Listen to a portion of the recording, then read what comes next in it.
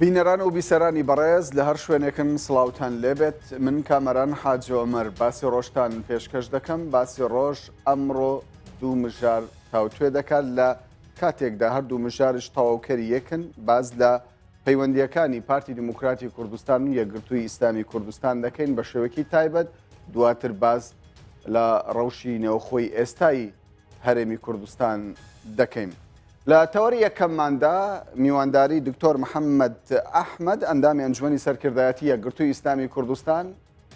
مان کردووە کە بە شێوەیەکی ڕاستەوخۆ لە ستۆدیۆی سەنتەر لەگەڵمانە. دکتۆر محەممەد ئەحمەد بەخێر بێن بۆ باسی ڕۆژ. با لە کۆبنەوەکەی دوێنەوە دەست پێ بکەین. شاندێکی پارتی سەردانی یەکگرتووی ئیسلامی کوردستانی کرد. دەرەنجامی کۆبنەوەکە ناوەڕۆکی کۆبنەوەکە ئەگەر بتوانی پێمان بڵێت. ئەوەی من ئاگادار بم تەمان تەفاسل لەبەرەوەی لەوێ نەبووم، هێشتا مەجالیش نەبووە زۆر یەکتری ببینین. هەر تاوتۆکردنی ڕەوشی گشتی هەرێمی کوردستان و بیرکردنەوە لەوەی کە چۆن بتوانین پێکەوە لەو ڕەوشەی کوردستان لایەنە سیاسیەکان بە یەکەوە ڕۆڵی تاواکاری یەکتری بگێڕن، قسە لەسەر ئەوە بکەین چۆن بتوانین لەو ئەزمە سیاسیانە بە شێوەیەکی گشتی دەربچین. ئاڵوگۆڕی بیرۆڕابوو زیاتر لەو بوارانە، یعنی شتێکی پرۆژەیە و بەرنامەیەکی محەدەد نەبوو. باشە ئەوەی من ئاگادار بم، تەفاسیلەکەش ملا نییە. باشە تەنانەت ئەگەر ئاڵوگۆڕی بیرۆڕاژ بێ، یعنی یەکگرتووی ئیسلامی کوردستان ئێستا چ بیرۆڕایەکی هەیە سەبارەت بە ئاسایکردنەوەی بارودۆخەکە؟ ئێمە قەنەعەتمان وایە ئەو لایەنە کوردستانیانە ئەبێ هەموو پێکەوە هاوکاری یەک بن و پێکەوە دەستکەنەوە بە دانوستان سەر مێزی گفتوگۆ بیریان فکریان هەڵوێستەکانیان یەخەن. ناوماڵی کوردستانی پێویستە یەک بخرێتەوە، پێویستە لەو دەستگان نیشتیمانیەکان بخرێتەوە کار، پێویستە لایەنەکان متمانە بۆ یەکتری بگێڕنەوە و بتوانن پێکەوە دەست لە ناو دەستی یەکتری بنێنەوە و ئەو هەرێمە بکەنەوە بە هەرێمێکی یەکگرتووی یەک گوتاری یەک بەر. بەڵام ئەمە ینی داخوازی هەموو حزب و لایەنە سیاسیەکانە و دروشمی هەموو حزبەکانە. وانە نا بەم شێوەیە نییە نەخێر چه حزبێک هەیە دژی یەک ڕێزیبی لە نێو خۆی هەرێمی کوردستان ناڵێن دژی یەک ڕیزی، بەڵام بە فعلی کوردستانیان دابش کردووە خۆوازحە. چۆن؟ ئەوە تا دوو زۆن و دوو بەش و دوو حتا وایان کردووە جەماوەرەکەش خەمی و حەز و میزاجی جیاجیان هەیە لە یەکتر. ئێستا شتێک لە هەولێر و بادینان چۆ لە ناو خەڵکە ڕاپرسیە بکە، هەر مقابلەیە بکە، چۆ لە سلێمانی و گەرمیانش مقابلەیە بکە، خەڵکەکە دابەش بووە، هەرێمەکە دابەش بووە. بەڵام ئەوەی یەکگرتووی ئیسلامی کوردستانە نایەوێت تەسلیمی ئەو دابەش بوونە ببێ. ئەو تا خەڵک دێتە بەردەرگای یەکگرتووە لە یەکگرتوو ڕاڕایە قاچی لە هەردوو لایە، ئەوە وەکوەوەی هەردوو لا دوژمن بن. ئێوە کێ خۆواز تەمسیلی بۆچوونێکی سیاسیەکە کە حەزیلێتی دابەش بێ، ئەو دوو لایە بە دوژمنی یەکەسانێ. لەبەرەوە ئەمە بەڵام کە باز لە دوولا دەکەی مەبەستت لە کامە لایە بزوتنەوەی گۆڕان یەکێتی نیشتمانی کوردستان؟ دوو زۆنمان هەیە، زۆنی سەوزمان هەیە، یەکێتی و ئیدارەیەەکە و گۆڕانیش دەوری هەیەتایە، زۆنی زەردیش بە هەمان شێوە پارتی دەوریتایە، ئەمما یەکگرتوو لە هەمووی هەیە. بەڵام ئێستا باز لە نزیک بوونەوەی یەکێتی و پارتی دەکرێت. ئەمە لە بەرژەوەندی خەڵکی کوردستان دەبینن؟ هەموو لایەنەکان کە پێکەوە نزیک بن ئێمە لە بەرژەوەندی خەڵکی کوردستانی بینین، هەتا لایەنەکان پێکەوە بە تایبەتی ئەو دوو لایەنی دەسەڵات بە مەرجێک بۆ چوونەکانیان گشتگیرانە و تاواکاریانە بێ، هەموو لایەنەکان پێکەوە زەمینە سازکەن، چونکە پێکەوە بەهێزن، پێکەوە هاوکاری یەک بن، پێکەوە ئەتوانن ئیشەکان بکەن، پێکەوە ئەتوانن بەدەم لە ئاز بەرپرسیارەتی خۆیان نابن بۆی کێشەی ڕای میلەتەکەمان بگاتە ئاسێک، خەونەکان مانووک و سەر بەخۆی بێتە دی. ئەمە پێویستی بە هەمومانە. باشە بەڵام پێدوانیە ئەنی پێکەوە ئەم هەموو حزب و لایەنە هەریەکە تەوجوهێکی سیاسی تایبەتی هەیە بە یەکەوە بتوانن ئیدارەی ئەم هەرێمە بکەن؟ آخر ئەرێمە ئێمە لێرە ڕخنەکەمان لێرەیە. ئێمە کرا ئەو تەوەجوهە سیاسیانە دابشکردنی ڕۆڵ وایە ڕۆڵی تاواکاری یەکتری مامگێڕایە لێرەوە ئەوە ئەم پرسەکە پرس حیزب بۆتە غایە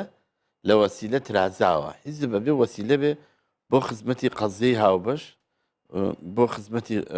خەڵک بۆ ئاوادانی وڵات بۆ خۆشگوزەرانی میلەت بەڵام بەداخەوە حیزبەکان بەتایبەتی حیزبەکانی دەسەڵات ئەمڕۆ یعنی مەبەستە لە یەکگرتووشە کە ئێستا لە نا یەکگرتوو ئێوێ ئەوە ڕاست کاتەوە بەڵام یەکگرتووش ئێستا لە دەسەڵاتدا پەیناکە بەسخۆ دەسەڵات ئێمە لە دەسەڵاتیان بەو اعتیبارەیە ئەمانەوێ ئەو مەفهومە ڕاستکەینەوە حیزب بێ خزمەتکار بێ ئەمانوێ مشارێک بین چونکە ئێمە باسی ئەوم کرد وتم هەمووشمان پێکەوە بین هێشتا لە ئاست داواکاری پرسەڕەواکەمانە نین بۆیە دابڕان لە یەکتری زەرمان لێدا باش ئێستا بۆ هەمومان زەرەرە باشە بۆ بەردەوام ینی سیاسیەکان بازدەوە دەکەن حزبەکان بازدەوە دەکەن دەبی بەیەکەوە ئیدارەی ئەم هەرێمە بکەین بەڵام لە هەموو دنیادا حزبێک حکوومەتێک پێک دێنێ ئۆپۆزیسیۆنی شەیە بۆچی دەبێت کورد دەبی تەواوی حزب و لایەنە سیاسەکان لەم حکوومەتە بەشدار کەی ئێمە بووین بە دەوڵەت سەر بەخۆیمان بەدەست هێنا سەقامگیری سیاسیمان بۆ چەسپا دەستورێکمان هەبوو ئەو کاتە ئێمە وەکو یەکگرتووە قەنەعەتمان وایە ئەسڵ ئەوەیە دوو تەوەجوه هەبێ تەوەجوهێکی نیشتیمانی با بە مەرجعەتێکی علمانی ئەڵێ بە هەر مەرجعەتێک خۆی هەر فەلسەفەیەک ئەکرێت تەوەجوهێکی ئیسلامی نیشتیمانیش هەبێ یەکێکیان لە دەسەڵات بێ یەکیان ئۆپۆسیۆن بێ بەڵام ئەمڕۆ ئێمە لە هەوڵی ئەوین ئەم هەرێمە دەستکەوتەکانمان گەشە پێ بدەین بۆ سربەخۆیی لەبەرەوە پێویستی بە هەمومانە پێویستی بە یەکڕیزیە ئەو کات پرۆسەی سیاسی ئەگەر ئێمە بووین بە دەوڵەت پرۆسەی سیاسی بە دەسەڵات و ئۆپۆسیۆن پێکەوە تەواویەکەن ئەمما ئێستا ئەسڵ ئەوەیە هەمومان کۆبینەوە و دۆستیش پیاکەین چونکە کێشەکەمان ئاڵۆزی زۆرە پێویستمان بە پشتیوانی ناوچە وڵاتەکانی لەسەر ئاسی ناوچەکە و جیهانیش هەیە لەبەر ئەوە پێویستەکە هەر ئەفکار و بۆچوونێکمان هەیە ئەو ئەفکار و بۆچوونانە وەکو کلیلی کردنەوەی دەرگا جیاوازەکان بێ بەسەر کێشەی ڕەوای میلەتەکەمان کەوایە ئێوە لەگەڵ هەڵوەشانەوەی کۆبنەوەی پێنج قۆڵین نەخێر ئێمە لەگەڵ دەستپێکردنەوەی کۆبوونەوەی پێنج قۆڵین چونکە ئەوە ئەساسە دواتر حیزبەکانی تریش هەموو بەشدار بن چۆن دەکرێت ینی دکتۆر لە کاتێکدا تۆ ینی بە زەڕور دەزانی هەموو حزبەکان لە پرۆسی سیاسی هەرێمی کوردستان بەشدار بن و لە کاتێکیشدا ینی لە هەمان کاتدا داوا دەکەیت تەنیا پێنج حزب ئەڵێم ئەو پێنج حیزبە پێکهێنەری حکوومەتن ئێستا ئەکری هەر پێنجیان پێکەوە کۆ ببنەوە لەسەر نەخشە ڕێگایەک ڕێکەون دواتر لایەنەکانی تریش هەموو حزبی شوعی تێدا نەبێت هەر لەم کۆبنەوەی پێنج بۆچی نەبێت نوێنەری پێکاتەکان بۆچی بەشدار ڕەنگە نوێنەری پێکاتەکانش ئاسایی بێ ببن ئەو ساش لە دانوستانەکانە لەسەر ئەوە ڕێکەوتین بەڵام گرنگەوەیە مەجلیسەکان ئێمە وەختی خۆی لەسەر ئەوە ڕێکەوتین کە ئەکرێ لە سەرتاوە مەتبەخێک دروستکەین با کەمترین گفتوگۆکان بۆ ئەوەی بتوانین ڕێبکەوین لەسەر نەخشە ڕێگایەک ڕێکەوین دواتر هەموو لایەنەکانی تریش پێکەوە ئەگەر ئێمە بە عەقڵەتێکی یەکتر خوێندنەوە و بە عەقڵەتێکی قبوڵکردنی یەکتری و بە ئیرادەیەک کە ئیتر واز بێنین لە عینادی سیاسی و سفرکردنی یەکتری و ئێمە حەز دەکەم شتێک ئەرزکەم بۆچوونی ئێمە وەکو یەکگرتوو ئەڵەن وەختی خۆی مەهاتر محەممەد لە وڵاتێکی وەکو مالیزیا کە وڵاتێکی فرە دین فرە ڕەگەز فرە پێکاتە ڕۆژێک چوو بۆ قوتابخانەیەک ئاهەنگێکیان هەبوو ئیستیعرازێکیان هەبوو وتی من حەز دەکەم هینێ بکەم تاقیکردنەوەی بۆ مامۆستاکان بکەم چەند میزڵدانێکی هێنا فوی تێ کرد دای بەدەست مامۆستاکان وتی لە دوای 1 دقیقا هەر کەسێ پارێزگاری لە میزڵدانەکەی خۆی کرد من هەدیەیەکی باشێ دەمێ وڵا دوای هەرێکە هەوڵ دەدات ئەوی تری بتەقێنێ کەسیان بۆیان نەماوتی عقلەتی شەرقی وایە سەرکەوتنی خۆی لە فەشەلی مقابلەکە یابینێ ئیلا بێ مقابلەکە فەشەل بێنێ بەڵام هەمومان بەیەکەوە میزڵدانەکان بکەین بەڵام ئێوە ینی داوای یەکگرتووی دەکەن بۆ هەموو حزبەکان بەڵام نوێنەری تورکمان بەشدار نەبێت نوێنەری ئاشووریەکان بەشدار نەبێت پێکهاتەکانی دیکەی هەرێمی کوردستان پێتان وانە ئەوانش هاو بەشن لە چارەنووسی ئەم هەرێمی کوردستان ئەوە ئاساییە نوێنەری پێکهاتەکان ببن باسم کردتم ئەو ساش ڕێککەوتە بووین لەسەر ئەوە بەڵام هەندێک جار پێکهاتەکان کۆبنەوە 5 قۆڵی نا زێدەتر بکرێ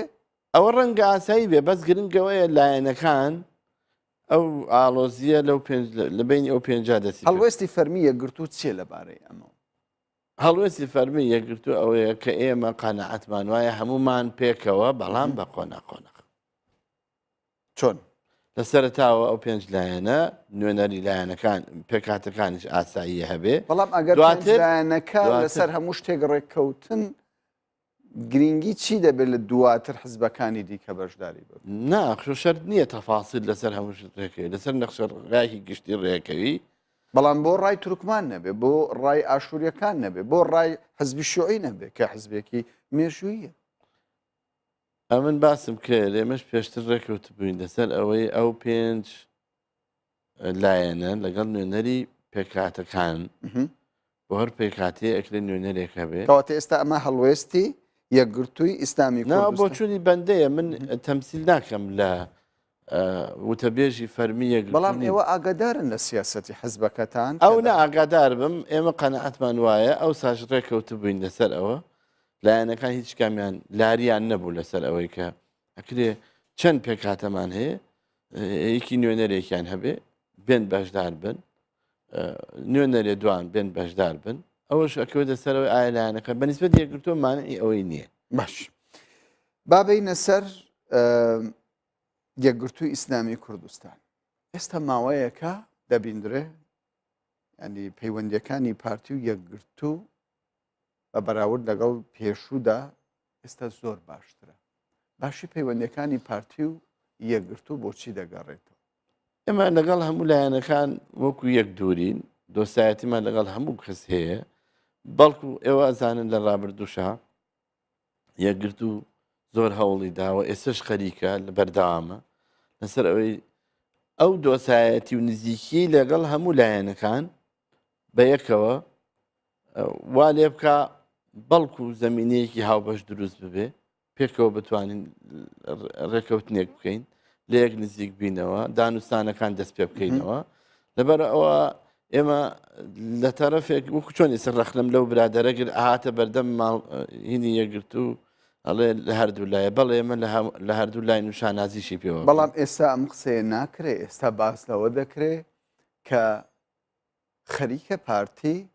لەگەڵ یەکگرتووی ئیسلامی قسە دەکا سەبارەت بەوەی هاوشان لەگەڵ یەکێتی و پێکاتەکانی دیکە نوێنەری پێکاتەکان بە یەکەوە حکوومەتێک پێک بهێنن ئەوە ڕەنگە تەرحێک بێت تا ئێستا بڕوا ناکەم بە فەرمی خراپێتە بەردەست یەکگرتوو بەڵام یەکگرتوو هەموو خیارەکان لە لای بەکراوەیە ئەکرێ ئەو کاتە دەستگای پەیوەندیدار و خاوەن سەلاحیەتی هەیە ئەو بۆ چوونانە ئەگەر کرابی خاتە بەردەست ئەو دەستگایە و ئەویش بڕیاری خۆی لەسەر بدا ئێوە پرۆژەیەکی لەم شێوە بە باش دەزانن بۆ ئێستای هەرێمی کوردستان من ناتوانم بڵم بە باشە زانم یان سیاسیەک بەرپرسێک لە یەکگرتووی ئیسلامی کوردستان پێتان وایە نەخشە ڕێگایەک لە نێوان یەکێتی یەکگرتووی ئیسلامی پارتی دموکراتی کوردستان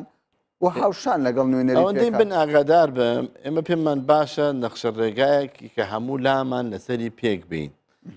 ئێمە قەنەعەتمان وایە چۆن پێغەمبەر صلی الله علیه وسلم کاتی خۆی کێشەیە دروست بوو لەسەر بەردەڕەشەکە لە بینی عەشرەتەکانە خەریب بوو ببێ بەشەر ئەو هادووتی کاکە وەرن هینێک وەربگرن پارچە قوماشێکی گەورە بێنن بەردەکە بخەنن نایە هەمووتان هەڵیگرن بەدەستکێکی ئێمە قەنەعەتمان وایە پرۆژەیەکی نیشتیمانی ئەکرێ هەمومان کۆ کاتەوە باشە پرۆژەی نیشتیمانی بینیمان ئەمینداری گشتی یەکگرتووی ئیسلامی کوردستان پرۆژەی هەبوو گفتوگۆشی کرد دوو جارش هەوڵیدا بەڵام گفتوگۆکان سەری نەگرت بۆچی ئێستا ئێمە هەمان ینی ئەوەندە گەشتبینین بە هەمان شێوە ینی پرۆژەیەکی هاونیشتیمان لە ئێستادا سەر بگرن هەرە بێ وا بکەین چووکە چارمان نییە ئێمە ئۆتین لەو سەفینەیە کەم کوردستانەیە ئەگەر لە شوێنێکەوە کونی تێبێ هەمومانی تیا غەرقەبین بەڵام بە هەمومان بەیەکەوە ئەتوانین بیگەینە قەراغی ئەمان و دڵنیایی لەبەر ئەوە مەسیرمان یەکە پێویستمان بە یەکتریە پێویستمان بە یەکەوە هاوکاری یەکتری بکەین دوجار ئێمە یەک پرسیینەتەوەیمان هەیە ئەوەی ژەوەیە کە لەم حاڵەتە بێکیانی و بێقەوارەیە ڕزگارمان ببێ ببین بە خاوەنی دەوڵەتێکی نێتەوەیی و نیشتیمانی خۆمان ئەی ئەمە پێویستی بە هەمومانە ئەگەر حزبێک یاخود چەند حزبێک نەیانتوانی بگەن بە چارەسەر ینی گریمان پارتی و یەکێتی بەیەکەوە بڕیاریاندا ئیدارەی ئەم هەرێمە بکەن بۆ داهاتوو تا هەڵبژاردن ئەمە زیانی لێ دەکەوێتەوە ئەمێژە سەرەوەی لەسەر چی ڕێ ئەکەون ئەو پرۆژەی کە ئەوان لەسەری ڕێەکەون پێشتر ئەوان لەسەر پرۆژەیەک ڕێکەوتن من نەتوانم بڵێم ئەو هەموو واز نالەبارەی کە ئێستا هەیە بەرهەمی ئەو ڕێکەوتنە پێشوە بوو کە ناوێن نابوو ئیتیفاقی استراتیژی کە دەسەڵات و سەروەتی ئەم هەرێمەیان لە بینی خوانە دابش کرد و ئەو وەز نالەبارەی هێنا ئەگەر بە هەمان ترسی ئەوەتان هەیە کە جارێکی دیکە ڕێکەوتی ئەگەر بە هەمان بەرنامە بەڵێ بۆبارە ئەگەر بە هەمان ئیتیفاق بێ بەس بۆ دابشکردنی سەروەت و دەسەڵاتی ئەم هەرێمە بێ ئەوە وەیلات و ناخۆشیەکان زۆرترەکە بەڵام ئەگەر بەرنمەیەک بێ بیەوێ ئەم کوردستانە لەم حاڵەتە نالەبار و ناخۆش و خراپەی گوزەرانەی خەڵک تێپەڕێنێ ئەو کاتە خەڵک باشە پشتیوانی لێک چەند پرۆژە پێشکەشکرا لە ڕابردوودا لەلایەن حزب و لایەنە سیاسیەکانەوە هیچی سەری نەگرت ئێستا دەبێت چ پرۆژێک ئامادە ساز بێ بە ئەوی هەموو حزبەکان لەسەر یەک مێسکۆ بکاتەوە ئەمر قەنەعەت وایە کابێ لایەنە سیاسەکان جارێ واز لە عینادی سیاسی و حساسیتی سیاسی و شکاندنەوەی دەستی یەکتری و یەک سەرکەوتنی خۆی لە فەشەلی ئەویترا بێنێ ئێستا ئەو قۆناغە بەسەر نەچووە نە هێشتا ماوە هێشتا ماوە ئەمە یەک دوو پێویستە لەسەر پرۆژەیەکی نیشتیمانی پێکەوە ڕێکەون سێ پێویستە دانوستان دەست پێ بکەن هەرچی زووترە ئەمڕۆ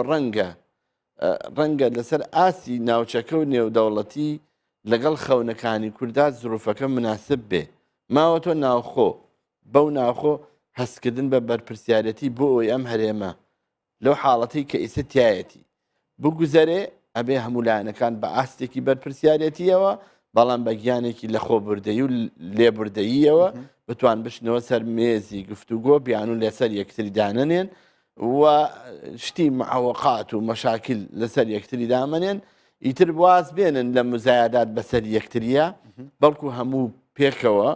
دەست بەنە دەستی یەکتری بتوانین بەیەکەوە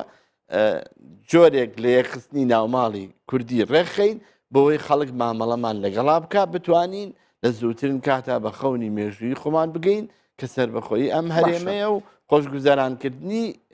گەلەکەمانە باشە ماوەیەکی درێژە ڕەوشی نێوەخۆی هەرێمی کوردستان بەم شێوەیە ینی ئێستا بۆ هەڵبژاردننی داهاتوو 6 مانگ 7 مانگێک ماوە پێتان وایە لەم ماوە کورتەدا دەکرێت هەموو حزبەکان بگەن بە چارەسەر و تەواوی پرسەکان چارەسەری بۆ بدۆزنەوە ئەگە ئیرادەی لێبوردەیی و ئیرادەی چاکسازی و ئیرادەی جددی تۆ ئیرادەیە دەبینی لە حزبەکان نەخێر تا ئێستا ماوە لەبەرەوە کە نییە بەڵام هەوڵەدەین بێهیوان نین ڕاستە نابینم بەڵام بێهیوا و ڕەشبین نین بەوەی کە نییە ئەمە کاری سیاسیە کاری سیاسیش هیچی تایە مستحیل نییە دوور نییە حاڵەتێکی نەفسی سیاسی دروست ببێ لایەنەکان بتوانن پێکەوە ڕێ بکەون و تەجاوزی ئەو حاڵەتە ناخۆش و بینیمان لە سەرەتای دوای کۆتایی هاتنی هەڵبژاردنەکان لایەنەکان کێبەرکییانە کرد بۆ نزیک بوونەوە لە یەکتری بەس بەداخەوە دواتر نەیانتوانی ئەو حاڵەتە بگوزارێن نەگەر بڵێ لە کاتی هەڵبژاردنەکانە گەشت بووە ئەو پەڕی خەتەر ینی بەڵام دواتر ئەو بوو گۆڕا باشە ئێمە هیوادارین ئەم جارش بگۆڕێتەوە بەواری ئیجابی لە چوارچەوەی پرۆگرامی باسی ڕۆژدا لەگەڵ زۆربەی بەرپرسەکانی هەیەچێتی و پارتیدا گفتوگۆمان کردووە ینی بەشی زۆریان بازدەوە دەکەن ئێستا پارتی و یەکێتی بوونەتە خاوەن پرۆژەیەکی هاوبەش بۆ لە مەودووە لەگەڵ حزبەکان گفتوگۆ دەکەن تەنانەت بازدەوە دەکەن ئەگەر هەر حزبێکیش ئامادە نەبێ سازش بکە و ئامادە نەبێ بێتە ناو پرۆژەکەەوە ینی ئازادە ببێت بە ئۆپۆزیسیۆن ئەمە چۆن دەبین ڕەنگە بە ئەوان پرۆژی خۆیان ئامادەکەن ئەرزشیشکەنە سەر لایەنەکان ئەو کاتە لایەنەکان خۆیان بڕیاری خوانەدەن گرنگەوەیە پرۆژەیەکی نیشتیمانی بێ بتوانێت ئەو هەرێمە لەو حاڵەتە بگوزارێنێ و تێپەڕێنێ گومان دەکەن لەوەی کە پارتی و یەکێتی پرۆژەیەکی نیشتیمانیان نەبێ پرۆژەکانیان زیاتر حیزبی تۆخ بۆتەوە تایە ئەگەر پرۆژەی نیشتیمانی بێ بیر لەوە ناکەنەوە زمینە ئەسازێن هەموو پێکەوە بن پێکەوە ئەگەر بتوانن لەو حاڵەتە حیزبیە بگوزارێ خۆ حکومەتە عیبی چییە؟ ئەو حکومەتە کێشەکەی بەدەست تەدەخلی حیزبیەوە ئەناڵێنێ ئێستا من قەنەعەتم وایە حیزبەکان وازیان بهێنایە ئەو حکومەتە زۆر کاریگەرە بوو و ئەیتوانی کارابێ و ئەیتوانی ڕۆڵی خۆی بگێڕێ بەڵام ئێستا حیزبەکە ئەسیری دەستی سیاسەتە خراپەکانی دوو حیزبی دەسەڵاتە بە تایبەتی و بە دەرەجەی سێهەمیش مواقفەکانی گۆڕان کە ڕەنگە جۆرێک لە حساسیەت و ئەو جۆرە شتانەکە لە پێکەوە مەمارەسەیەکەن بۆتە هۆی ئەوە حکومەتە نەتوانێت وەکو پێویست کارە پێت وایە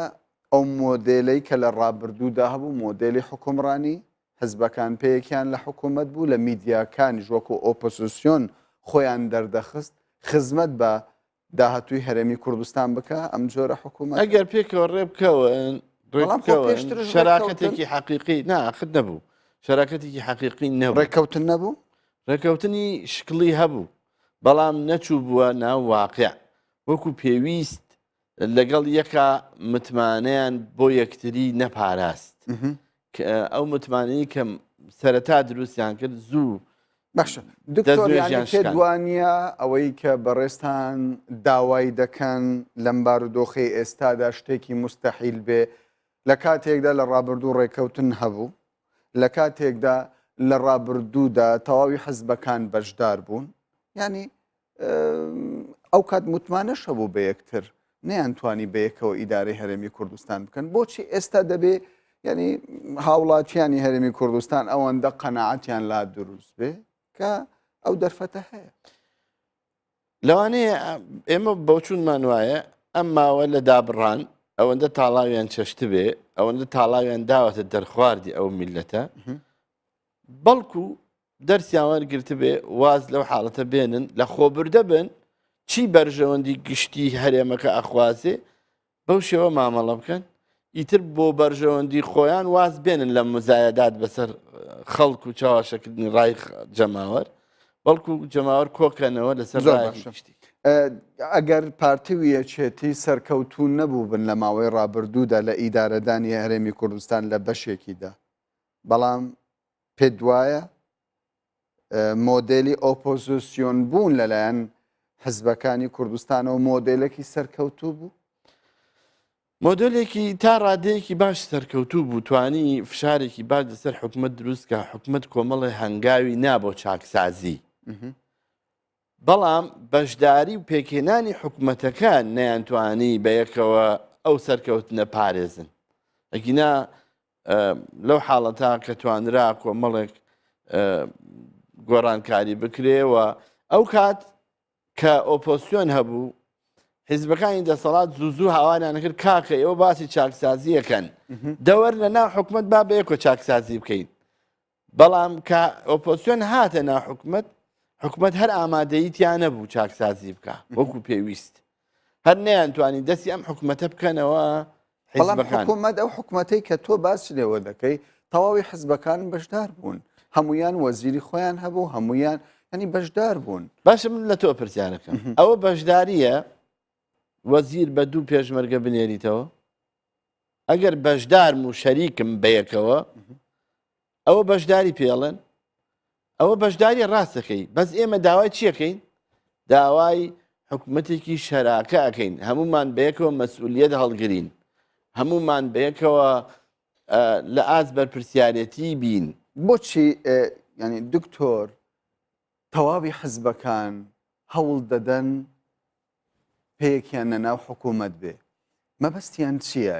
ینی هۆکار چییە؟ بۆچی وەکو ئۆپۆزیسیۆنێک ناتوانن مامەڵە بکەن؟ ئایا ئەمە لەبەر ئەوەیە کە سەرچاوی داهات دەکەوێتە دەستیان مەسەلەکە پەیوەندی بە وەکو دەگوترێت بە کێکەکەیە؟ نه پەیوەندی بەوە نییە. هەرێمی کوردستان لە ڕاستیە منوتم با ئەگەر ئێمە سربەخۆیمان بەدەست هێنا بووین بە خاوەنی دەستور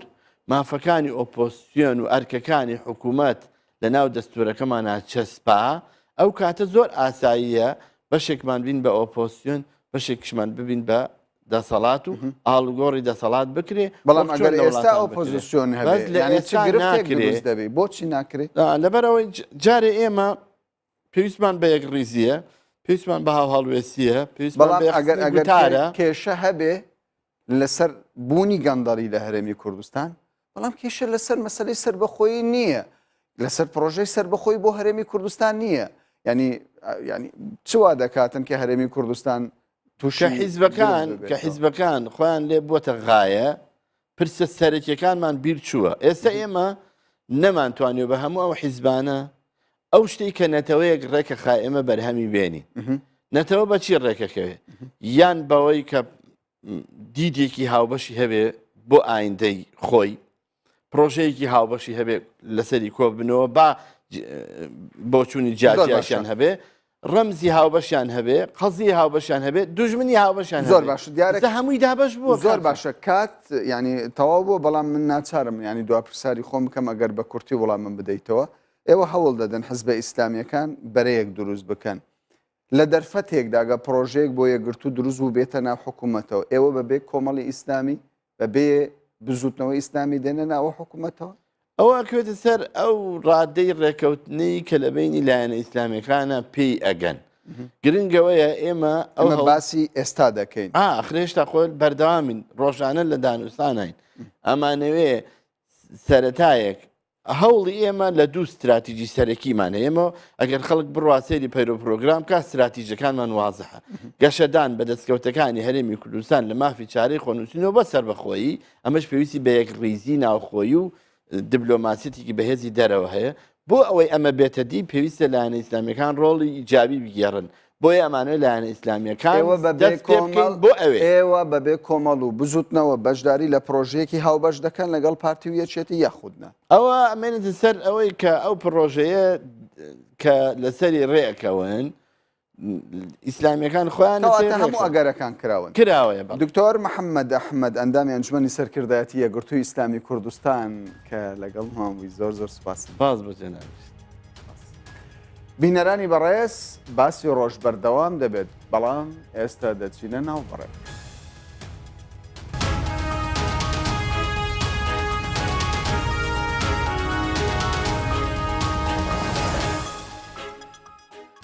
جارێکی دیکە سڵاوتان لێبێت بینەران و بیسەرانی کوردستان 24 و باسی ڕۆژ تەوەری دومی باسی ڕۆژمان تایبەتە بە ڕەوشی نێوخۆی هەرێمی کوردستان بەڵام ئەم جارە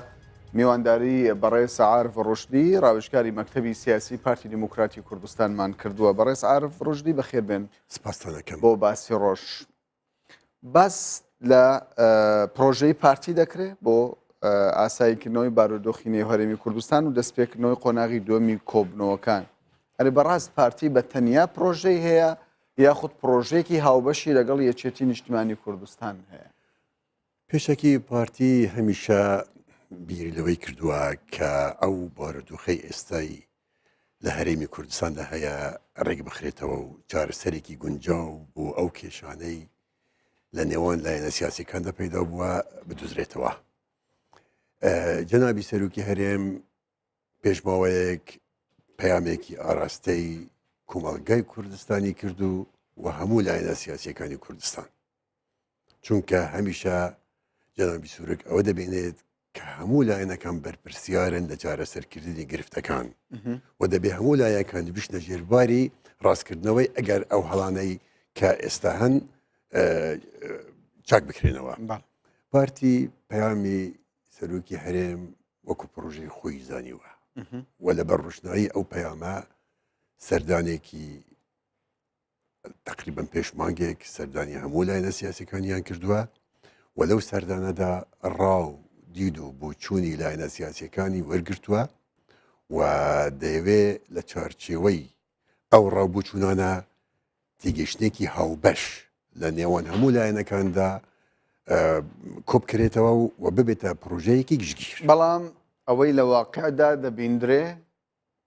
پارتی بەم شێوەیە سیاست ناکە. پارتی ناخوازێت یاخود ئەوەن لە پارتی نابیندرێت پرۆژەیەکی هاوبەشیە بێت. بۆ نمونە ینی ئێستا باس دەوە دەکرێت پرۆژەیەکی هاوبەشی لەگەڵ یەکێتی نیشتیمانی کوردستان هەبێ و دوێنێش کۆبوونەوەی لەگەڵ یەکگرتووی ئیسلامی کوردستان کردووە. واتە لە دەستپێکدا وەکو یاریەک پارتی یاری دەکە لەو حزبانەی کە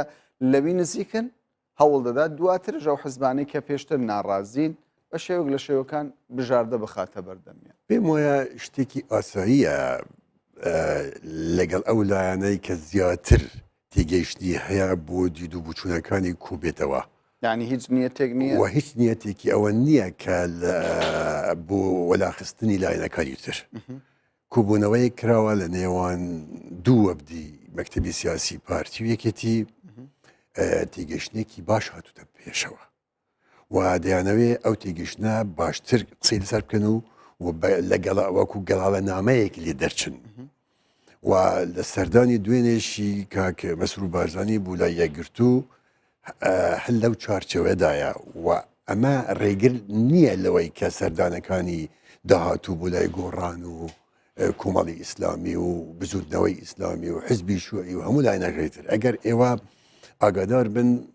لە دافۆس لە چاوپێکەوتنێکی جەنابی سەرۆک هەرێمدا لەگەڵ پەیامنێری ڕووداو بوو کە داوای کرد تەنها ئەو پێنج بوو ڕووداویش بەشدار بوو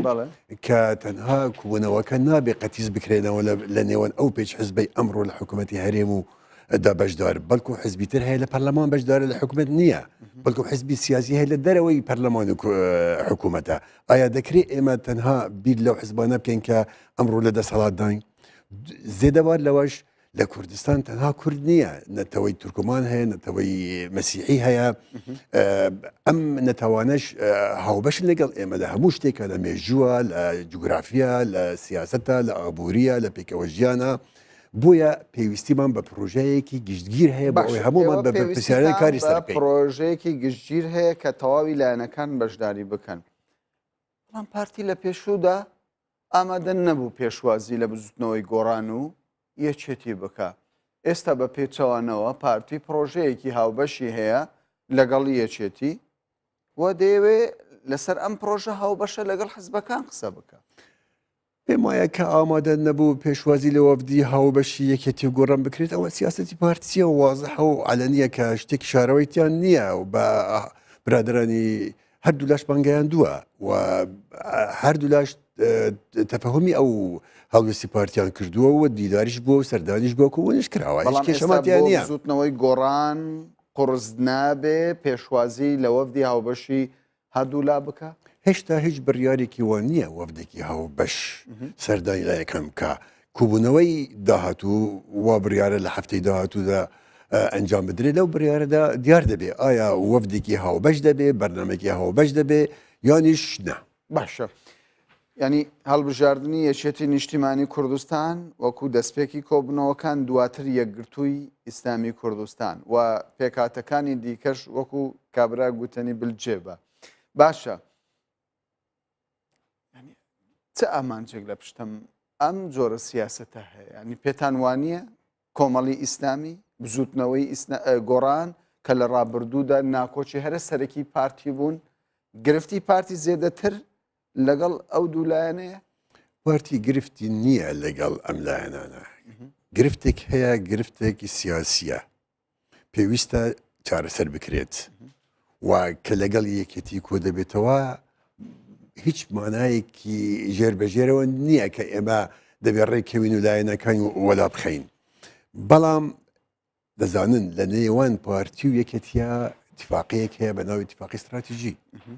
لەسەر ئەساسی ئەو اتفاقیە چەندین ساڵ پێکەوە حکومڕانی کوردستانیان کردەوە و دەرەنجامێکی ئیجابی هەبووە بۆ حکومڕانی و بۆ کۆمەڵگا و خوشگوزەرانێکی باش هەبووە کێشەکەم بووە واتە زەمینەیەک هەیە پێشوەخت بۆ ئەوەی ئەم دوو حزبە زیاتر لێک تێگەیشتنیان هەبێت و ئەو لێک تێگەیشتنە دەبێتە پاڵپشتیەک بۆ ئەوەی لەگەڵ لاینەکەی تری زەمینە خۆشکەن بۆ تێگەیشتێکی باشتر باشە لە ڕابردوو یەکێتی و پارتی هەردەم ینی دەرگاکان لە بەردەم هەردوو لادا کراوە بوونە گفتوگۆیان بەردەوام بووە بەڵام ئەوەی کە گرفت هەبووە لە نێوان بزوتنەوەی وەکو باسم کرد کۆمەڵی ئیسلامی بزوتنەوەی گۆڕان لەگەڵ پارتی بووە نەدەکرا لە دەست پێکدا لەگەڵ ئەم حەزبانە کۆبنەوەکان دەستی پێکرد بە باشتر نەبوو ئێمە هیچ کێشێک لەوەدا نابینین یەکەم جار لەگەڵ ئەم حزبە بەڵام وەکو باسم کرد لەگەڵ یەکێتی زەمینەیەکی لەبارتر هەبووە و اتفاقی هەبووە لەگەڵ گۆڕانیش ئەو بەستەلەکەی کە هەبوو تواوەتەوە جاران برادرانی گۆڕان استعدادیان نەبوو پێشوازی لە وەفدی پارتی بکرێت ئێستا خۆشبەختانە ئەوەنیش ئامادەیان تێدا هەیە و جەولەی یەکەم ئەوە دووەم جارە لەگەڵ گۆڕان کۆبوونەوە کراوە و ئەوە سێم جاریش کۆبنەوە دەکرێت و پێم وایە هەموو لایەنە سیاسیەکان دەبێت لەو جوغزە دەرچن کە کێشەمان هەبووە کێشەمان نەبووە ئێستا کێشەیەکی گشتگیرتر هەیە داهاتووی ئەم هەرێمە داهاتوی ئەم گەلە دوای تەوابوونی شەڕی داعش بە کوێ دەگات بۆ کوێ ئارەسە دەکرێت ئەو مەسائلە حزبیانە کە جێگای مشتومڕ بوون دەبێ وازی لێبێنی هەندێک باسدەوە دەکەن یەکێتی و پارتی لەسەر زۆربەی کێشە و گرفتەکان ڕێککەوتون بەڵام نانەوێ ئەو هەڵەیە کە بزوتنەوەی گۆڕان و یەکێتی نیشتیمانی کوردستان کردیان و لە میدیا باسییان لە ناوەڕۆکی ڕێککەوتنەکە کرد نانەوێ ئەوان بە هەمان شێوە ئەو ڕێککەوتنە بۆ خەڵکی کوردستان بخەنەوە هێشتا ئەو مەسەلانە لە گفتوگودان و نەگەیشتوتە دەرەنجامی کۆتایی هەر کاتێک ڕێککەوتن لە نێوان پارتی و یەکەتی پارتی و گۆڕان یا لاینەکەیتر ببێتە شتێکی هەست پێکراو ئەو کاتە بە شێوەیەکی دیار ئەشکرا دەکەین و بوو خەڵکیش باز دەکەین و هەموو لایەنەکانیش پێکەوە ئەو باسە بکەم باشتر لەوەی هەلایەک لە ئاسی خۆیان بەڵام بازدەوە دەکرێت یەکێتی نیشتیمانی کوردستان ڕازی بووە لە سەرمانەوەی بارزانی لە پۆستی سەرۆکی هەرێمی کوردستان و ڕازی بووە لەوەی کە دەستەی سەرۆکاتی لە پەرلەمانی کوردستان و لە حکوومەتی هەرێمی کوردستانیش چۆنێتی دابشکردین لەسەر چۆنێتی دابشکردنیشی ڕازی بووە ئەوە دەمێنێت لەسەر هەڵویستی حزبەکان و تەخمینیان بۆ مانەوەی ئەم پۆستە و یان ئەو پۆستەی تر چونکە کەواتە یەکێتی و پارتیەکانیان ناتوانن بڕیار بدەن ئەگە بشتوانن پێمان باشە دەنگێکی گشتگیری سیاسی لە هەرێمی کوردستاندا هەبێ بۆ ئەوەی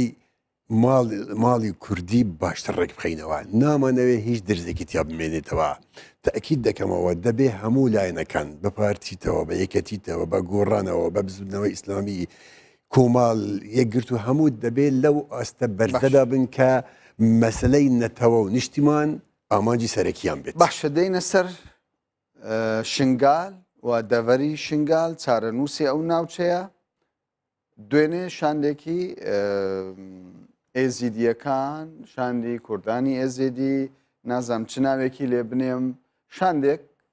لە کۆماری ئیسلامی ئێران بوو لەسەر ئاستێکی باڵاش لەلایەن کۆماری ئیسلامی ئێرانەوە پێشوازیان لێکرایە لەوێ داوایان کردبوو کە کۆماری ئیسلامی ئێران پشگیریان بکات لەوەی دەڤەری شنگال بکرێ بە پارێزگا و دوێنێ شەویش لەلایەن حەشدی شعبیەوە تەقە لە هێزی پێشمەرگەی کوردستان دەکرێت خوێندنەوەتان بۆ ئەم ڕووداوانە چیە؟ پێم وایە ئەو مەسلەی سەردانی ئەو چەند کەسە شتێکی وان نییە کە ئێمە بە ئەهەمیەت وەرگرین و گرنگی پێ بدەین نینەرانی خەڵکی شنگار نینەرانی کوردانی ئێزێ دیارن ئەوانەی ئەندام پەرلەمانی عێراقن ئەوانەی ئەندام پەرلەمانی کوردستانن ئەوانەی نینەرایەتی لەناو حزبە کوردستانیەکاندان هەیە ئیداری شنگال ئەمانە نینەرایەتی خەڵکی شنگال دەکەن نەک چەند کەسەی بوومە بەسی تایبەت پێم وانی ئەوە جێگای گرنگی ئێمە بێت کەوایە ینی تەقەکردنی حەشتی شابی لە هێزی پێشمەرگەی کوردستان بە شتێکی ئاسایی یعنی نۆرمالی دەزانن بەعام ئێمە حەشتی شعبی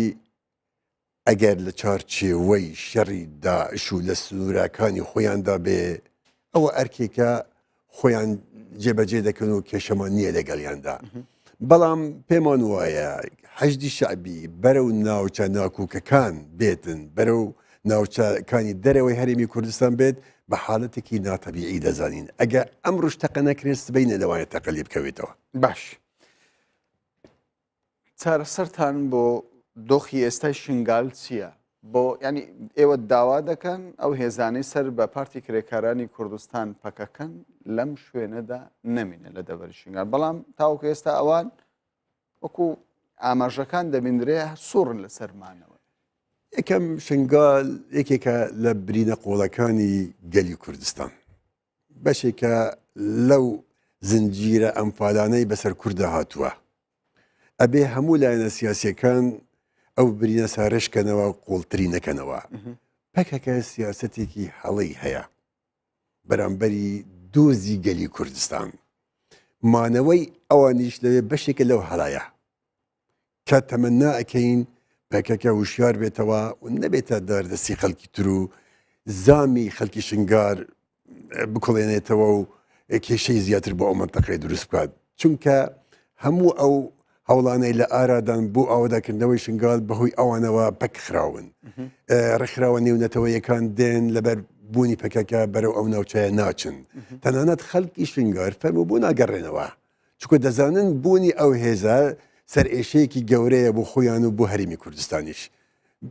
ئومێد دەکەین پەکەکە بە سیاسەتەکانی خوددا بچێتەوە سیاسەتێکی نیشتیمان پەروەرانە پیادە بکات بەڕێی ئێمە بەو سیاسەتە هەڵانە پەکەکە لە ئیجماعی نیشتیمانی دەرچووە باش ئێوە دەڵێن سیاسەتێکی هەڵەیە بەڵام پەکەکە ئەمە بە سیاسەتێکی هەڵە نازانێ پێی وایە لە ڕابردوودا قوربانی داوە و ئێستاش دەخوازێ دەستکەوتی هەبێ لە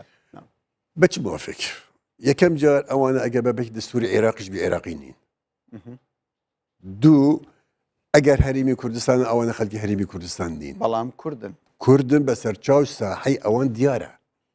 ساحەی خۆیان بەجێهێشتووە ئەوێ ساحەکەی خۆیان گەرمکەن لە ڕووی سیاسیەوە ئەیتر ڕێککەوتنەوە شەڕەوە چیان پێ باشە ئەوان دەتوانن لە کوردستانی لیکێنراوی تورکیاوە لەوێ کارەکەی خۆیان بکەن ئەو حزبی ئەو بەشن یەکێک لە هەڵە کوشتەکانی دەسوەردانە لە بەشەکانی تری کوردستان بەڵام ئەمە بە دەستوەردان نازانێ عێراق هاوکاری مادیان دەکە هاوکاری سەربازیشیان دەکات لە کاتێکدا حکوومەتێک کە ئێستا هەرێمی کوردستان بەشێکە لە عێراق ئەگەر حکووم دەستەڵاتی ئەو وڵاتە ڕێگای پێ بدە بۆ نایە ئەو عێراقی کە هاوکاریان دەکە عێراقێکە دژی هەرێمی کوردستانەوە تا ئەوەنش بەشێکی لە دژاتی هەرێمی کوردستان ئەبێ وای لێبێت مالکی و دارودەستەکەیە هانیان دەدات لە شنگال بمێنن باشە بۆچی ببدە داردەستی مالکی بۆچی ببدە داردەستی ئەو هێزە تووتڕەوانەی کە هەرێم ناخوێندنەوە کە قوتی هەرێمیان بڕیوە بودجێ هەرێمیان بڕیوە ئەمە گوناهێکی نیشتیمانیە لە ئەسوی پەکەکەدا ئەگەر ئەوانە بە ئەمر ئەوامری ئەوان بجۆڵێن ناکرێت پەکەکە بچێتە ژێربارێکی قورس کە پاشە ڕۆژ خراپ بوویان دەدوێت باشە بەڵام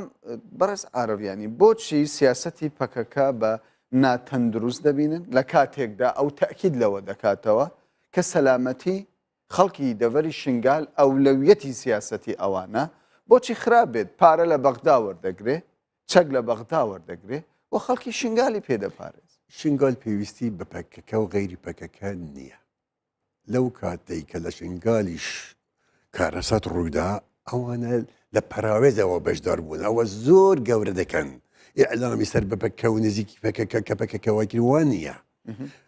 نمونەیەکتان بدەمێ ئەگەر پەکەکە ئەوەندە بەهێز بوو بێت لە شنگار ئەی گوندی کۆچۆ 12 ڕۆژ یان زیاتر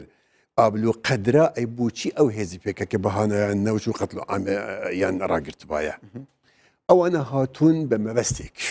ئەوە نەهاتوونە بوو پارێزگاریکردن لە شنگار و جیای شنگار خەڵکی شنگار بەڵکو ئەوانەی لە ئەساسەوە پارێزگاری خەڵکی شنگار کردووە پێشمەرگەکانی هەرێمی کوردستان بوون کە وادری حیزب سیاسیەکانی کوردستان بوون کە پارێزگاریان لەو خەڵکەیەکە چوونەتە سەر شنگال و بەڵکو هەر ئەوانە بوون